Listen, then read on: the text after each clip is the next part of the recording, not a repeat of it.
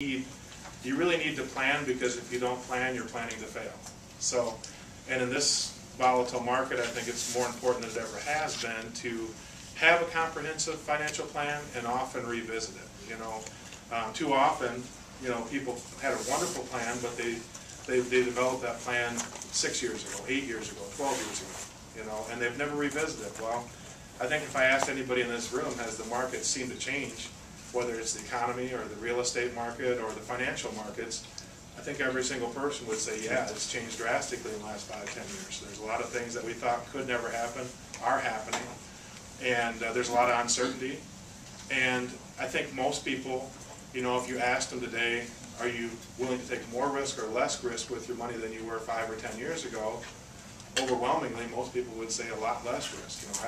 I don't want to take the kind of risk I used to take, but at the same time, I think if you follow it up and ask the exact same question of people of, okay, how many of you have changed your financial plan from what it was when you were willing to take more risk? Most say, well, I've never done anything differently than what I used to do, even though my risk tolerance has changed.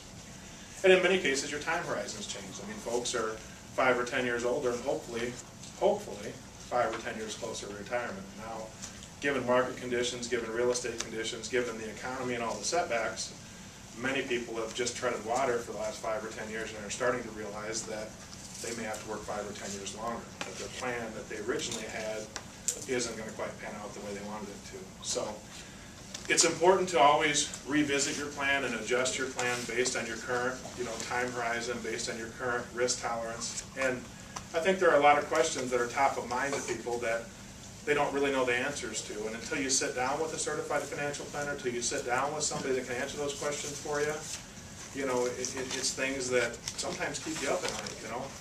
When can I retire? How much money can I draw off my portfolio? Will my income throughout retirement last me, whether I live 10 years in retirement or 30 years in retirement? Can I still have the same quality of life and way of living in retirement that I have, now while I'm working? Or even maybe better. What are your goals in retirement? I mean, some people, with financial planners, typically they'll tell most folks that they can live on 70 to 80% of the income that they have when they were working, and that's what they plan for. But I've sat down with retirees quite often, or pre-retirees, that as you start talking with them, you start to realize that they're going to be more active in retirement than they ever were when they were working.